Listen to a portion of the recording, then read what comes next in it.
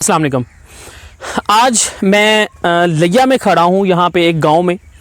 और ये जो इलाका है लिया, भक्कर और इससे आगे मियाँ वाली चले जाएं या इस तरफ अगर आप मुजफ्फरगढ़ वाली साइड पे चले जाएं तो ज़्यादातर जो लिया और भक्कर का इलाका है यहाँ पे सिट्रस फ्रूट होता है, ठीक है। और पहले ये होता था, आज से तकरीबन 10-15 साल पहले, कि यहाँ पे इतना ज़्यादा सिट्रस फ्रूट की वैरायटी होती थी, लोग इतनी मेहनत करते थे, लेकिन यहाँ से माल तोड़ के वो कराची लेके जाते थे या लाहौर लेके जाते थे और वहाँ पे पॉलिश फैक्ट्रीज़ या इसकी जो प्रोसेसिंग फैक्ट्रीज़ होती हैं वो वहाँ पे होती थी और वहाँ के लोग प्रोसेस करके इसको एक्सपोर्ट करते थे। तो जिसकी वजह से ये होता था कि इस इलाके में जो भी इनकम का जो रेट था इन बागों से वो बहुत कम था। लेकिन खुशकिस्मती की बात यह है कि अब इसी इलाके में तकरीबन 50 से 60 फैक्ट्रीज़ ऐसी लग चुकी हैं जो पॉलिश करती हैं, वैक्सिंग करती हैं। ये जैसे आप देख सकते हैं, इसमें मुख्तलिफ़ तरह के साइज़ को जो है वो पॉलिश करके उनको पैकेजिंग की जाती है और इसको यहीं से डायरेक्ट एक्सपोर्ट किया जाता है।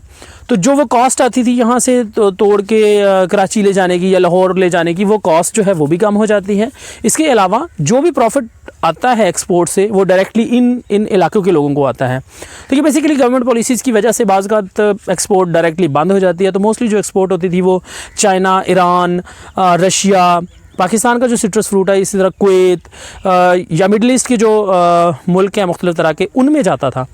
तो अक्सर औक़ात तो ये एक्सपोर्ट खुली रहती है। इस वजह से इन इलाक़ों के लोगों को बहुत फ़ायदा होता है और इस वजह से ये इलाका बहुत डेवलप हो रहा है और तकरीबन हर बंदा ही जो है वो अपनी ज़मीनों पे बाग लगाता है और फिर वहाँ से वो इनकम उसको आती है, क्योंकि फ़सलों में तकरीबन अब इनकम मार्जिन वो नहीं रहा जितना कि इन बागों से होता है। तो आप इमेजिन करें कि एनुअल 1 एकड़ से तकरीबन भी एक किसान जो है वो यहाँ पे 5 से 6 लाख रुपए तक कमाता है, ठीक है। जो आज से पहले तकरीबन वो कह लें कि 1 लाख मैक्सिमम होता था जो फसल से, या पहले जब बाग लगाते तो 1 लाख तकरीबन एनुअल वो कमाते थे, जो अब तकरीबन 6 से 7 लाख, और कुछ मैंने ऐसे भी बाग देखे हैं जहाँ पे 8-8 लाख तक भी 1 एकड़ से लोगों ने इनकम कमाई है।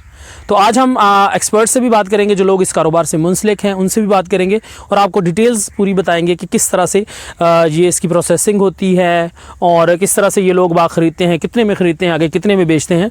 तो चलिए आगे व्लॉग की तरफ बढ़ते हैं अपने जाता है। तो आज हम एक बहुत ही अच्छे, बहुत प्यारे खूबसूरत बाग में खड़े हैं और आज हम देखेंगे, बात करेंगे कि ये जो बाग है इसकी कॉस्ट कितनी है, कितनी में इसकी ख़रीदारी होती है और आगे इसमें कितनी बचत आती है जो ठेकेदार होता है।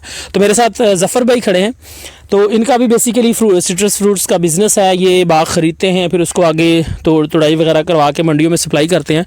तो ज़फ़र भाई बताइए कि आप जो 1 एकड़ है तकरीबन वो कितने में ख़रीद करते हैं और आपको आगे उसमें कितनी तकरीबन बचत आ जाती है? अस्सलाम वालेकुम। तब ये डिपेंड करता है कि फ्रूट की वैरायटी क्या है। ठीक है। इसमें सिट्रस की मुख्तलिफ वैरायटीज़ हैं, उनका मंडी में मुख्तलिफ रेट होता है, उसके हिसाब से ख़रीदारी होती है। तकरीबन 3-3.5 लाख तक भी 1 एकड़ जो है वो ख़रीदारी की जा सकती है। ठीक है।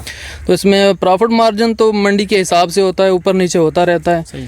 फिर भी 1-1.5 लाख तक आमदन है इसमें, ठेकेदार को बचत जो हो जाती है। मतलब तकरीबन 3.5 लाख का आप एकड़ खरीद के तकरीबन उसमें से 1.5 लाख रुपया बचा लेते हैं। जी जी, ठीक है। अच्छा ये बताइए कि वो कितने ड्यूरेशन में आप मतलब पैसे बनाते हैं इतने कि आपने ख़रीदा है बाग और कितनी देर बाद जाके बेच देते हैं? तो आप मतलब 2-3 महीने, 4 महीने, कितने महीनों में आप 1 एकड़ में से या 3 लाख रुपया लगा के आप 1.5 लाख बना लेते हैं?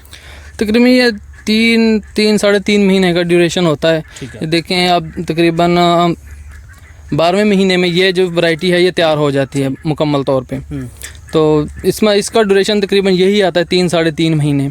ठीक है। तो मुख्तलिफ वैरायटीज़ हैं जो तकरीबन अप्रैल तक जाती हैं सिट्रस की, तो उनमें प्रॉफिट मार्जिन ज़्यादा होता है और टाइम ड्यूरेशन भी इस हिसाब से ज़्यादा होता है। ठीक है। अच्छा, और ये एक्सपोर्ट भी करते हैं आप लोग यहाँ से? जी, एक्सपोर्ट भी होता है यहाँ से। यहाँ पे हमारे इलाके में अब तो फैक्ट्रियाँ लगी हुई हैं पॉलिश के लिए। ठीक है। वैक्स करते हैं, पॉलिश करते हैं, उसके बाद ये एक्सपोर्ट के लिए भेजा जाता है। ठीक है।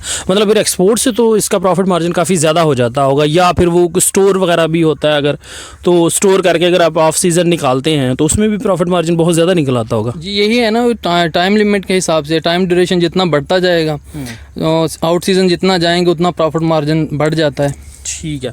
तो यहाँ पे कितनी तकरीबन फैक्ट्रीज़ हैं जो ये पॉलिश करती हैं और फिर आगे यहाँ से डायरेक्ट भी कोई जाता है या कराची पहले तो जाता होगा ना, कराची के लोग लेते होंगे फिर वहाँ से वो एक्सपोर्ट करते होंगे? नहीं, हमसे जो है वो एक्सपोर्टर ख़रीदते हैं। अब यहाँ पर भी इस वैरायटी का जो है 3,000 रुपये मन जो है ना उसका रेट निकला है कि ये वैरायटी जो सिट्रस की है 3,000 रुपये मन फैक्ट्री वाले हमसे ख़रीद रहे हैं इधर से मौजूदा हालत में। ठीक है, मतलब ये है कि अब मार्केट बेसिकली बाग के अंदर ही शिफ्ट हो रही है। पहले ये होता था कि यहाँ से सारा माल मंडी जाता था, वहाँ पे वो पॉलिश करके एक्सपोर्ट करते थे। अब अगर एक्सपोर्टर्स यहाँ पे आ रहे हैं डायरेक्ट और फैक्ट्रीज भी यहाँ पे लग रही हैं, तो इसका मतलब ये हुआ कि आगे से आगे इसका जो फ्यूचर है वो ज़्यादा बेहतर है। वो प्रॉफिट मार्जिन जो लोग ये मेहनत करके बाग लगा रहे हैं उनके लिए प्रॉफिट मार्जिन ज़्यादा होता जा रहा है। जी ज़ाहिरी बात है, इसमें जो ज़मींदार हैं उनको तो घर बैठे जो है सारी इनकम यहीं पे आ रही है, यहीं पे शिफ्ट। पहले ख़र्चा बहुत ज़्यादा हो जाता था यहाँ से मंडी में इसको लेके जाना,